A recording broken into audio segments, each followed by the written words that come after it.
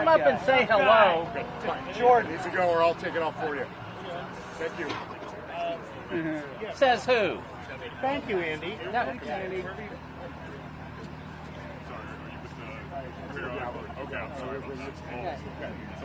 No, you're not sorry about it. You're not sorry about it. It's all good. Dude, damn. Someone like you telling me that it makes more sense than You didn't these listen guys. to We us. asked nicely. We asked you nicely. Oh my God, did you? Thank you for taking it off. It's like George Santos is suddenly on the border. One of these kind of antics would go inside. All right. That was good. That was kind of fun. Yeah. Oh, please.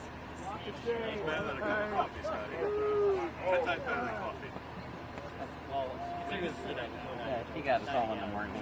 We're all jacked up. ABC called Kenzie.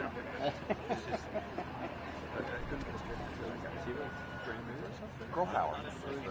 I thought it was Georgia Pacific. What is it? Georgia Gateway Pundit. Gateway Pundit? Yeah. Oh, okay. No, it's What gateway? isn't it out of business? I don't know. It's just like last weekend filed for bankruptcy. Yeah, and they're giving away mic flags. I got it at the sale. Clarence. Clarence. Clarence for Clarence. I don't know, like all the places with institutional memory. Always at the like Italian Alzheimer's. This is the place where people will remember that forever. Forever. Yeah. What's that? That'll be the controversy. Oh, there's 20 years from now. There's that guy. Yeah. That's why we can't have mics here anymore. Your Honor. If I'd only known this was frowned upon. Picture of the week. That requires 2 credits, by the way. Yeah. I remember when my first boss and every boss afterwards informed me that my great artistic works were not fodder, was not artwork for the newspaper. It's not a gallery for history, but.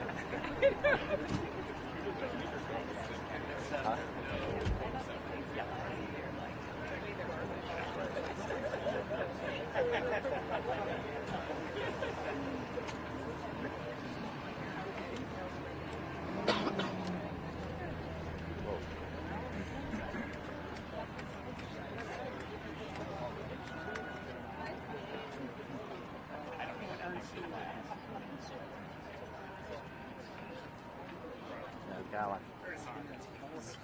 On a guy like you, I'll take it. Very protective officer. Oh man, I tell you, one should be in heels though.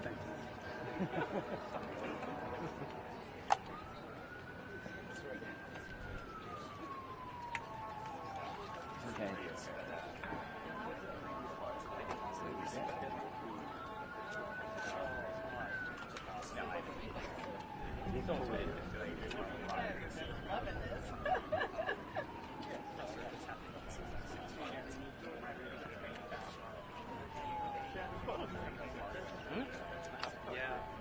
Must be.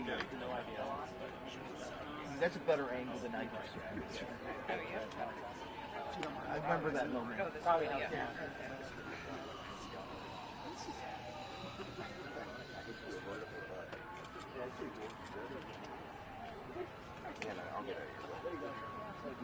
I watched it last night.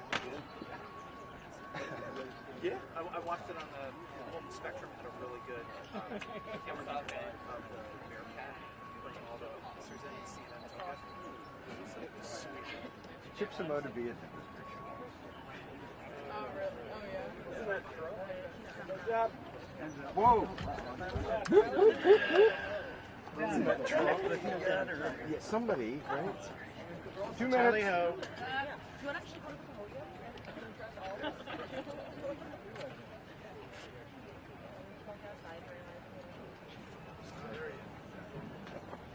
Here it comes.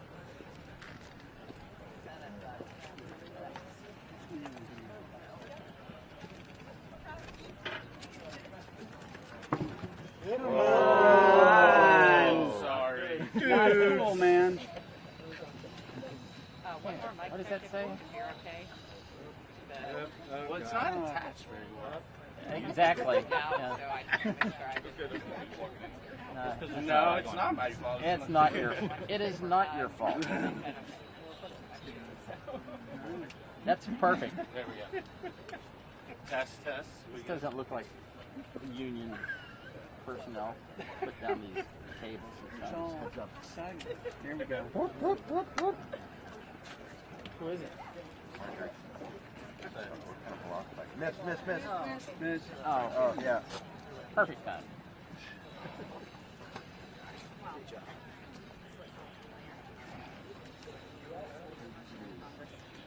This is a funny sign. I hope that sign doesn't fall.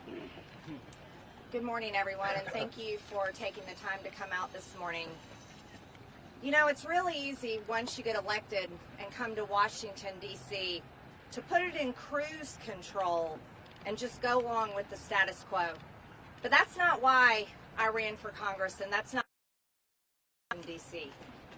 As a matter of fact, I was one of the Americans in 2016 that looked at a presidential stage of 17 Republican candidates, and the only one that stood out to me was Donald John Trump, the very man that stood out and represented Republican voters and Americans all over the country that were sick and tired of a Republican establishment failing us over and over again.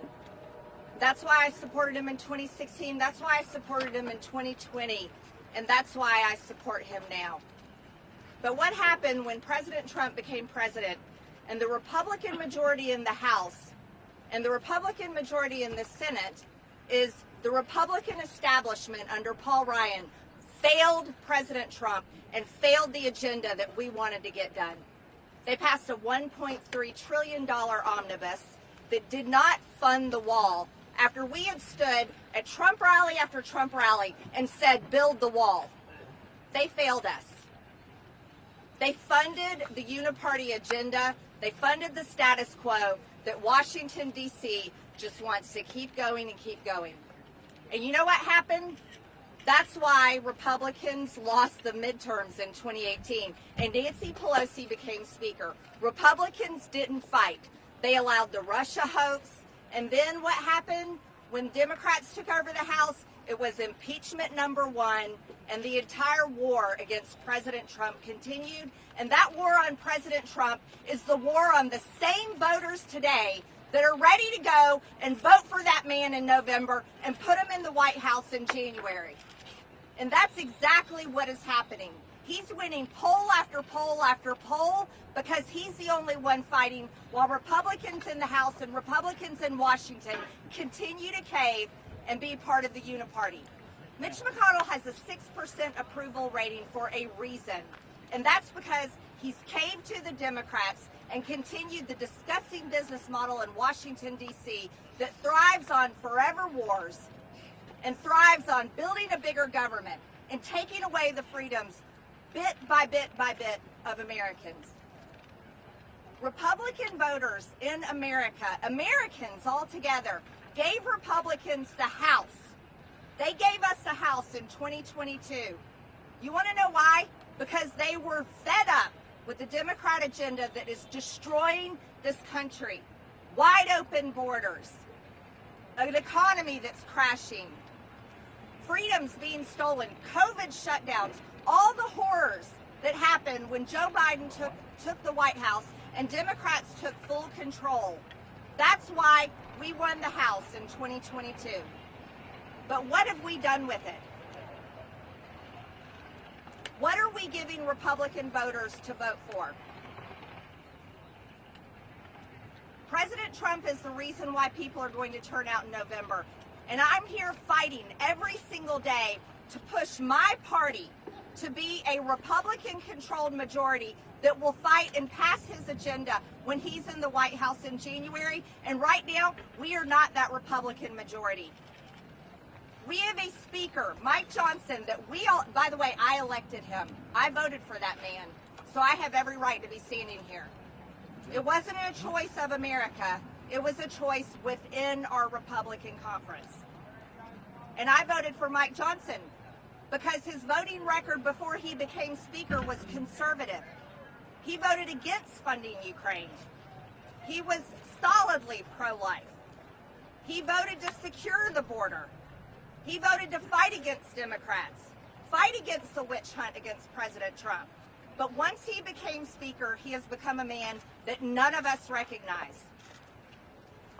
He passed 3 continuing resolutions, and then he finally passed a 2-part omnibus that fully funded Joe Biden's agenda and the Democrat agenda, funded the Department of Justice that wants to put President Trump in jail for the rest of his life, which is a death sentence. Mike Johnson fully funded the FBI, which raided Mar-a-Lago, and he gave him a brand new building as a gift. Pro-life Mike Johnson funded full-term abortion clinics, funded the trans agenda on children that 70% of Americans are completely against on both sides of the aisle. And he fully funded Joe Biden's open border policies, the #1 issue in America. So I entered a motion to vacate, but I didn't call it for a vote. I was controlled. I was responsible. I was being conscious and caring about my conference and our majority. It was a warning to stop serving the Democrats and support our Republican conference and support our agenda. And he didn't do it.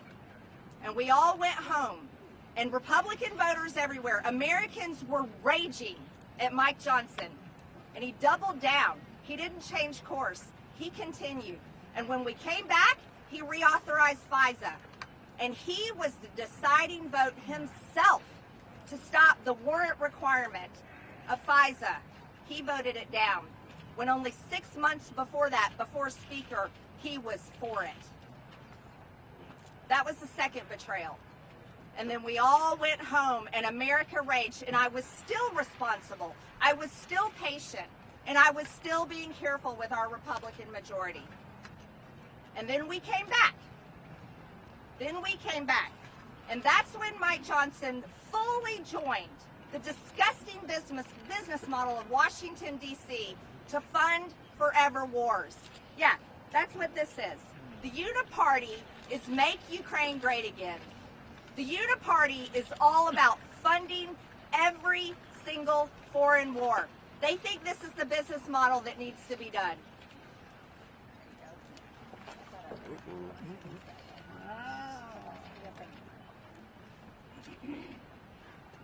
Americans do not want to send their hard-earned tax dollars to fund the murder and killing in foreign countries. They're fed up with it.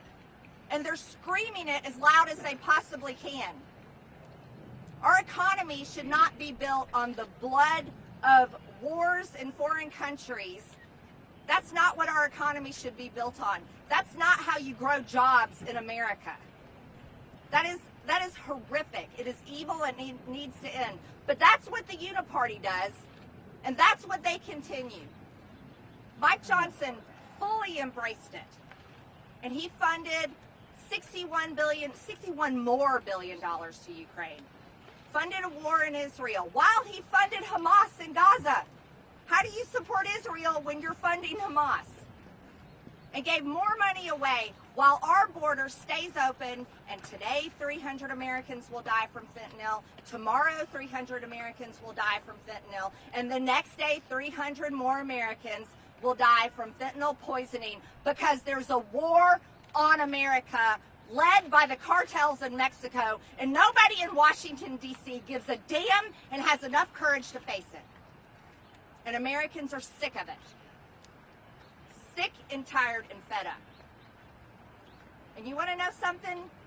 Nobody wants to rock the boat in Washington, D.C. Oh, no. That would be uncomfortable, Marjorie. We don't want to face the issues, Marjorie. Let's just wait and get through the election, Marjorie. Let's just assume President Trump is going to win, and we'll fix it next Congress, Marjorie. Well, I'm sorry. How many more Americans have to die? How many more dead American bodies have to pile up before the House of Representatives that's paid for by Americans' tax dollars actually does something about it? I want to know when this town is going to give a damn about Americans. And that's what this is really about. Well, there's one thing I know. There's one thing I know. If we get President Trump back in the White House in January of 2025, and we are lucky enough to earn the trust again from voters in America to have a Republican majority in this House of Representatives, that we have a job to do. We cannot let people down again. We cannot fail President Trump. And this cannot happen. The MAGA agenda that I believe in, the Make America Great Again agenda that I support and Americans support, and the whole reason why Republicans are going to turn out and vote in November because they support President Trump. We need leaders in the House of Representatives that are going to get this done. Not working for Hakeem Jeffries, not working for Joe Biden, and not going to be twisted and lulled into keep continuing the disgusting practices of Washington, D.C. Mike Johnson is not capable of that job. He has proven it over and over again. Okay. Now we have Hakeem Jeffries and the Democrats coming out, embracing Mike Johnson with a warm hug and a big, wet, sloppy kiss. And they are ready to, they have endorsed him. They are ready to support him as Speaker. They want to keep it going, keep the band together. Why?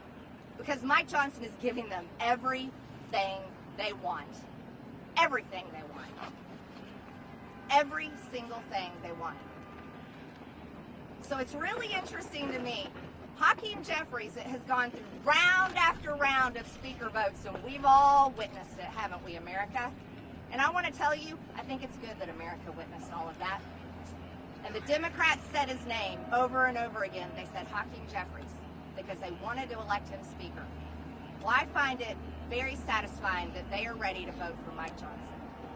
And you want to know something? I want to see it happen. And I also want to see recorded votes. I think the American people, by the way, who I represent, I think the American people need to see a recorded vote of does Congress, does members of Congress support the uniparty? Is this what they support? I think every member of Congress needs to take that vote and let the chips fall where they may. And so next week, I am going to be calling this motion to vacate. Absolutely calling it. I can't wait to see Democrats go out and support a Republican Speaker and have to go home to their primaries and have to run for Congress again, having supported a Republican Speaker, a Christian conservative. I think that'll play well. I'm excited about it. And I also can't wait to see my Republican conference show their cards and show who we are, because voters deserve it. Is the Republican Party, have they finally learned their lesson? Have they finally heard the message from voters back at home? Are they willing to actually fight, or are they going to just keep going along to get along? Because it's really easy to do that in Washington, D.C. I'm going to tell you, at over $34 trillion in debt, with millions and millions of people invading our country, an economy that I don't even know how is staying afloat, because every business owner I know has been suffering, and people fed up with the drama on television, and fed up with the fighting, and fed up with the bullshit from Washington, D.C., are ready for a Republican majority that's ready to support President Trump and his agenda in January of 2025, and I'm happy to deliver that vote for everyone next week.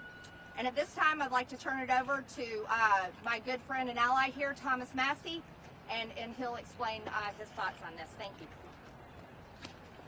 Well, it's an honor to be here today with one of the hardest fighting, most articulate members of our Republican conference. I think she's gone about this in a very reasonable way. She's given the Speaker multiple chances to resign, to leave. And instead, he's clinging to power by clinging to Democrats. What are the three betrayals that he's delivered to our party and to the country?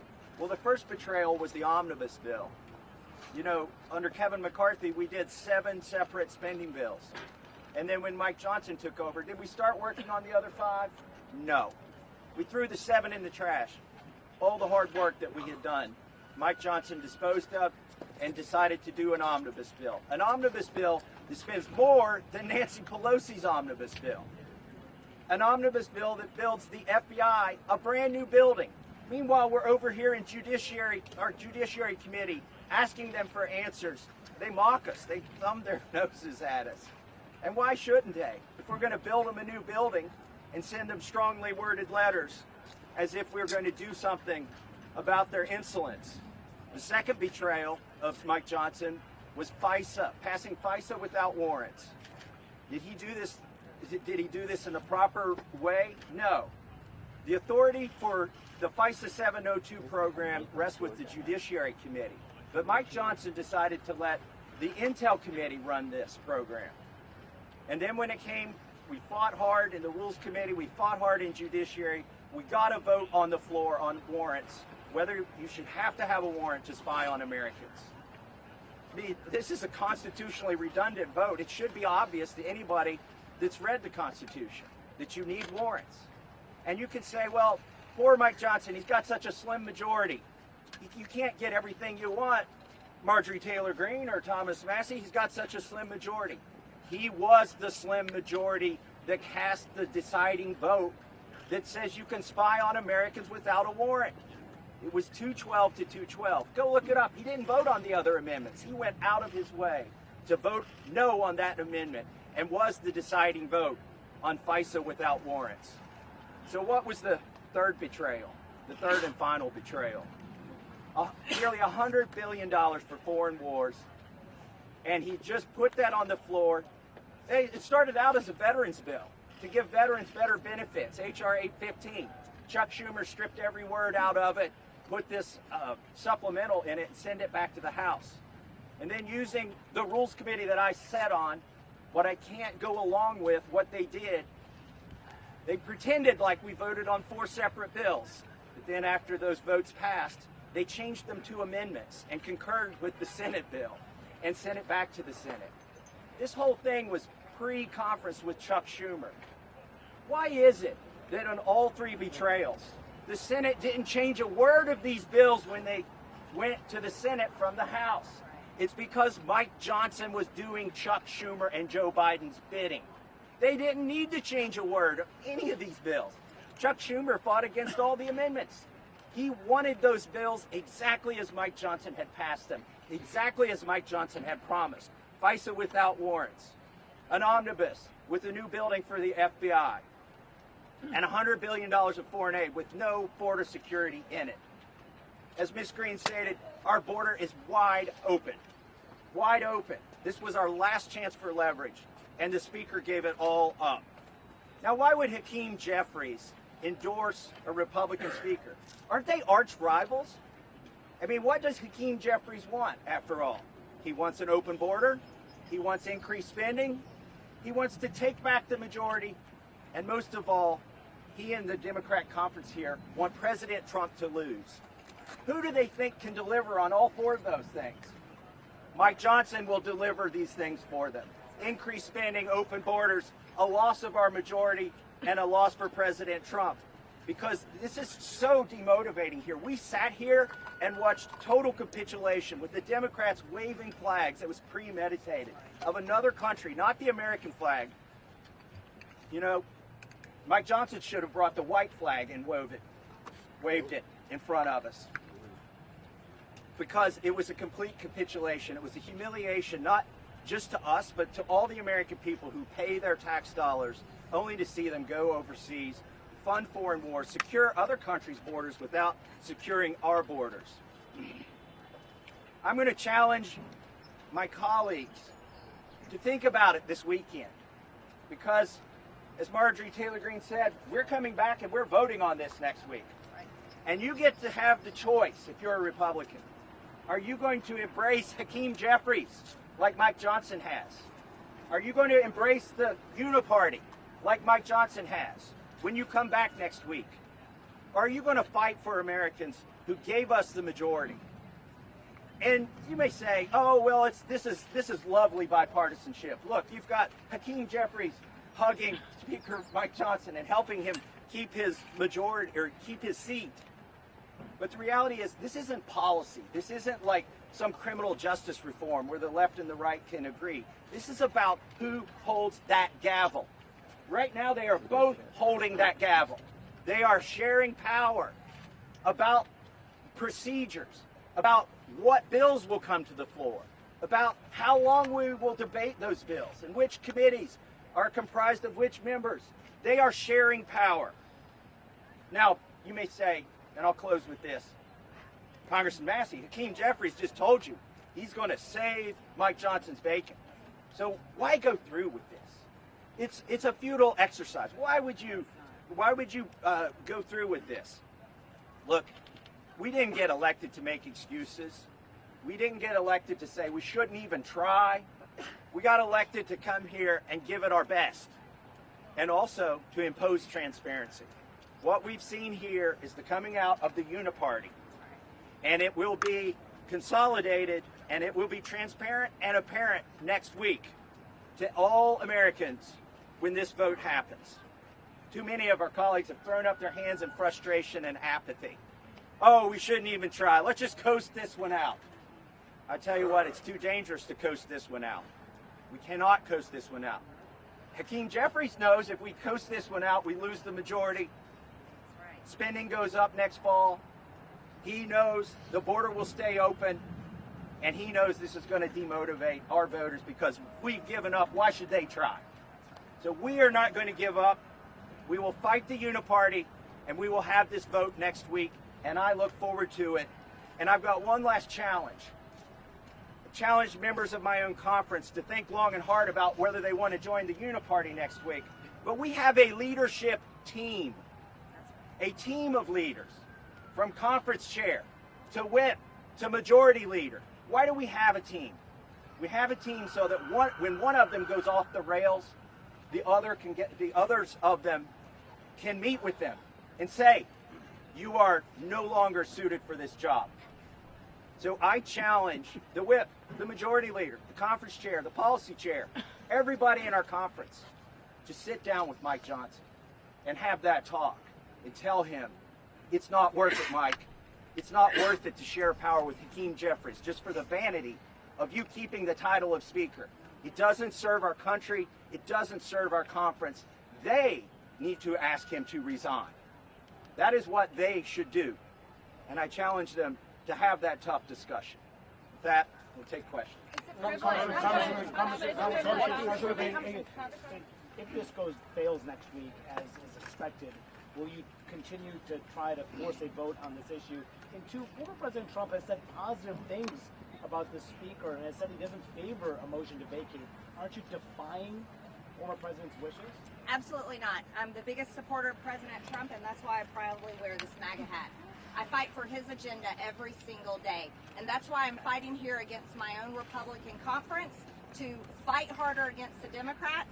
Mike Johnson has fully funded the Department of Justice that wants to put President Trump in jail, giving him a death sentence. He fully funded the FBI that raided Mar-a-Lago and gave them a brand new building. He fully funded Biden's wide open border. I know, everybody knows, the American people know, and every voter that's ready to line up and vote for President Trump in November knows between me and Mike Johnson who's supporting President Trump and his agenda, and that is absolutely me, number one. If this vote fails and the whole conference, the whole Congress supports the uniparty, let me tell you something. That is not a failure. It's a win for the American people because that's a list of names. And the voters and the American people who pay for everywhere, we're standing on ground they pay for. They pay for that building. They deserve that list. I believe in recorded votes. That is our job. Our job is to vote. And if anyone is scared of where they're going to vote on a motion to table or if it goes further, then they don't belong here in Washington. They have to be ready to do the hard job. Why move forward with this then in defiance of former President Trump, and why next week and not today then? We have to have a Republican majority in January, and under Mike Johnson's leadership, we're not going to have one. Because Republican voters, just like Thomas Massie just said, Hakeem Jeffries is endorsing Mike Johnson because he knows Mike Johnson's leadership is going to hand the House majority to the Democrats in January. It will make our voters not want to vote for him. They're going to turn out and vote for President Trump top of the ticket, and then they're going to skip Republican House members because they're disgusted with Mike Johnson, his leadership, his speakership in the uniparty. That's exactly why we have to do this. We have to win in November. We have to have a majority in the House. You want to know why? All you people, your taxes are going to go up if the Democrats control the House. That's right. The whole tax cut, you know, President Trump's tax cuts and savings plan, guess what? It expires this year. And whoever controls the House of Representatives, if it's Mike Johnson and Hakeem Jeffries holding hands together, your taxes are going up, ladies and gentlemen. And you want to know what else? Your money is going to be funding Ukraine because they already want more money for Ukraine. They're demanding it already. That check cleared, and it wasn't even a week, and they said Ukraine's going to need more money by the end of the summer. And that's what's going to continue. Americans don't want it. Yes, sir. Congressman. How come next week and not today? Everybody needs the weekend to prepare. I'm not irresponsible. I care about my conference. I have been measured. I have given this time. I have given warning after warning after warning. And that's why if we don't have to rush, we can do it next week. Also, I think this is a somber decision for Mike Johnson. He deserves a weekend to think about it. He should resign because he knows what's coming next week. What's coming is his sharing of power with Hakeem Jeffries.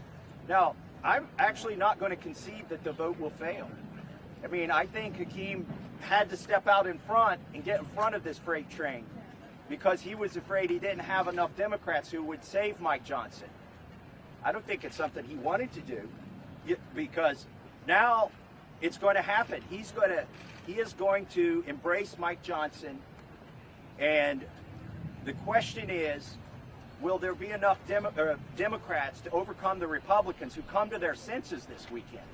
They've got a weekend to think about it, but more importantly, Mike Johnson has a weekend to think about it. How do you respond, Congresswoman, if this resolution is tabled on Monday, will you continue to force votes on it? I haven't made a decision on that yet. Congressman, how do you respond to Speaker Johnson, who just last night said you are not a serious lawmaker? And if not Speaker Johnson, then who should be holding that gavel? I'm not into personal attacks. That's not why I'm doing this. This has nothing to do with Mike Johnson as a person. But this is about his job performance, and I believe in accountability. I voted for Mike Johnson as Speaker. And every single day when I'm out and about talking to folks in my district or I'm traveling across the country, the one phrase I hear over and over again is keep fighting. Keep fighting. They do not want us to back down. They do not want us to just put it in cruise control and go along to get along, and that is what that is. That's exactly what that is. That is full surrender to the very agenda that voters all over America said enough. And in 2022, they gave us the majority to stop the Democrat agenda. So I'm not going to surrender. And as Thomas Massie said, when they were waving the Ukraine flag on the United States House of Representatives floor, that is complete surrender. Doing nothing for our border, but securing the border of foreign countries and continuing to fund the slaughter and the battlefields and the bombs and the horrific injuries and wiping out a full generation of Ukrainian men that will leave women as widows, children as orphans. I'm sorry, the American people don't want to pay for that. If that's what Mike Johnson is for. Who do you want in that role? We have people. Yeah, go ahead. So that charge is leveled from Mike Johnson against Marjore Taylor Greene. You're saying that he said she's not a serious lawmaker? Is that right? In an interview last night. Okay, in an interview last night. She's the most serious representative up here. If you listen to the speech that she just gave, she captured exactly what Republicans back home are thinking. They are tired of this swamp. And what does it mean to the Speaker Mike Johnson to be a serious lawmaker? Well, I think it means something different now than it meant 6 months ago or a year ago when he was a rank and file member. Because now to him, being a serious lawmaker means betraying our conference. It means going with the majority of the Democrats and abandoning a majority of Republicans. I don't think that's a serious speaker. I also don't think it's a serious constitutionalist to cast the deciding vote on whether you need a warrant to spy on Americans and getting rid of the warrant provision. So I think he needs to look in a mirror before he criticizes Miss Marjore Taylor Greene. Congressman, what do you want to see as Congressman, given the Speaker's capitulation recently, ramming through Joe Biden's agenda while betraying constituents, would there be a difference between Hakeem Jeffries as Speaker and Mike Johnson as Speaker? Well, you clearly listen to people more than this town. That's exactly what people are saying everywhere. It's all over the internet and comments. It's being said in coffee shops. It's being said, that's what people are talking. They're saying, what is the difference? What is the difference between Mike Johnson and Hakeem Jeffries? People are saying that they see no difference. There is no difference because Mike Johnson is sharing the gavel. They're holding it together. And Mike Johnson is not fighting. He's giving Hakeem Jeffries full power. That's why Hakeem Jeffries has given him the biggest endorsement of his lifetime. And that is the last thing that the American people wanted to see. it took weeks. By the way, just on that point about sharing power, it wasn't just Hakeem Jeffries who endorsed Mike Johnson. It was their whip, and it was their caucus chair. Their entire leadership team plans on getting a promotion in January thanks to Mike Johnson. Where is our leadership team? They need to be as united as Hakeem's team is. And they need to surround Mike Johnson and say, Mike, it's time to leave. Congresswoman,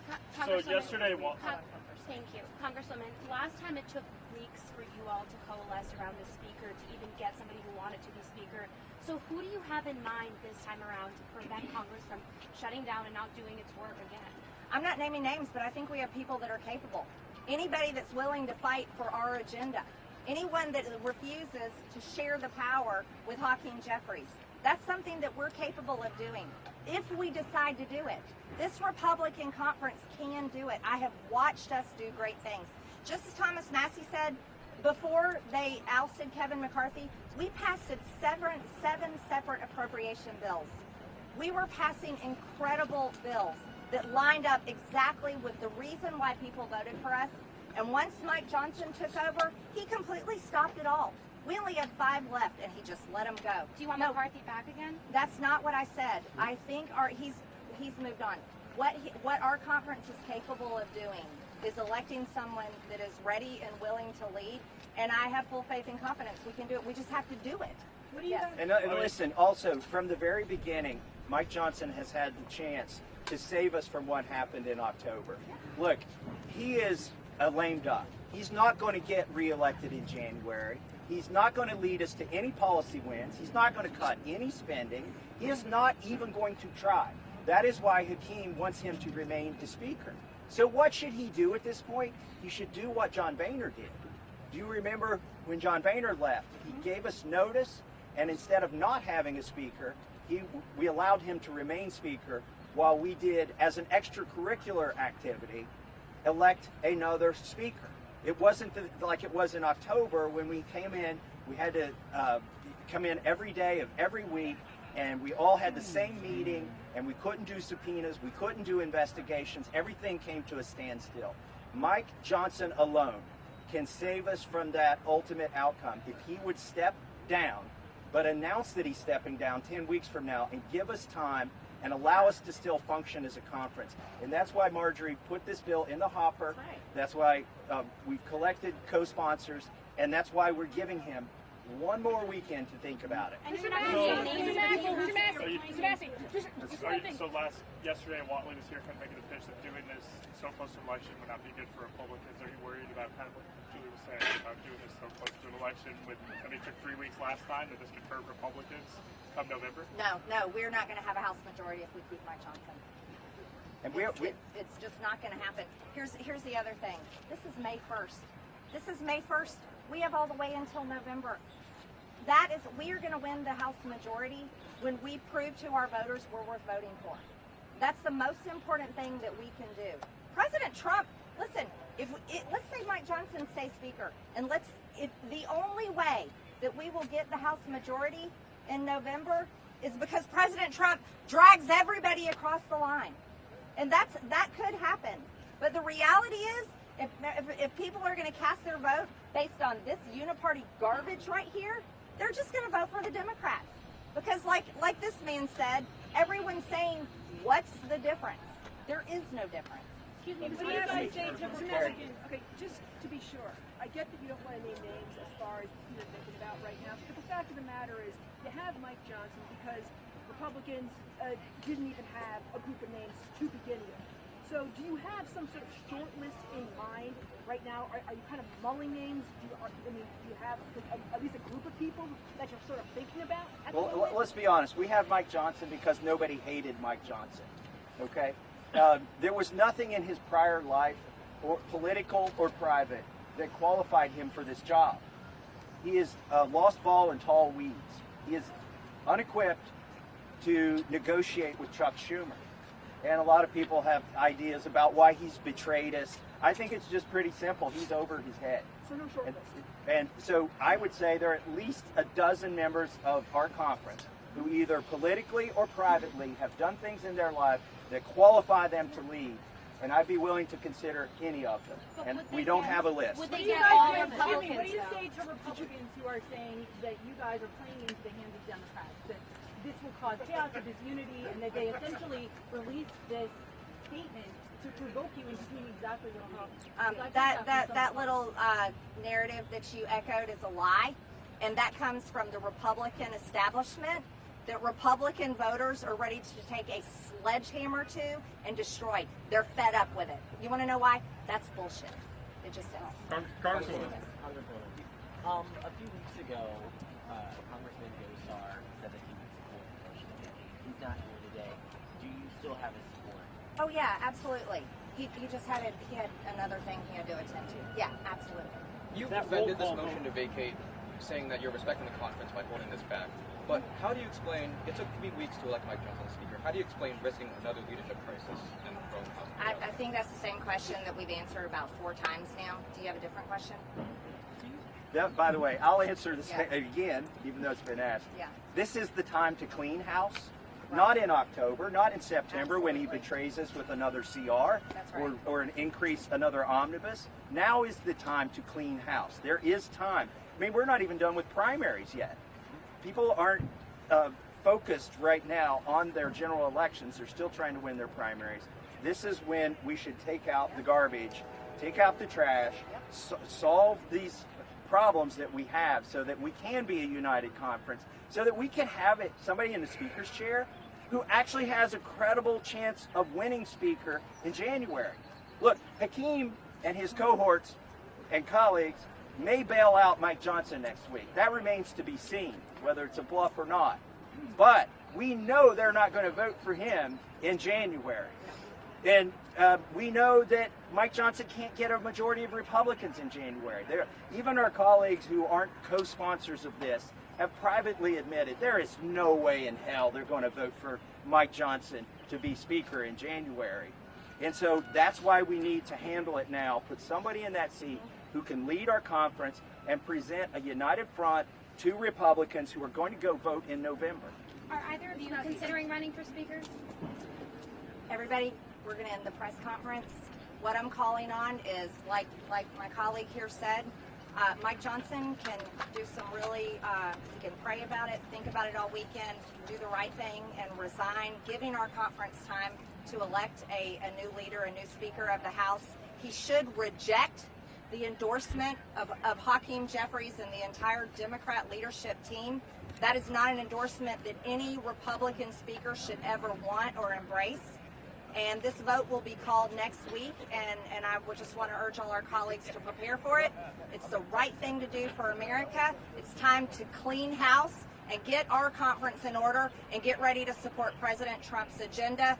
God willing, he wins in November, and we take back full power here in Washington in January. Thank you very much, everyone. Congressman, what day next week? You can mature the motion today.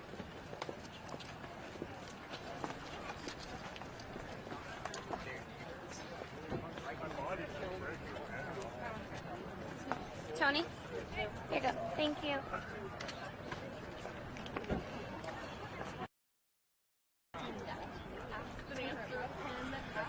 You're being responsible. Yep.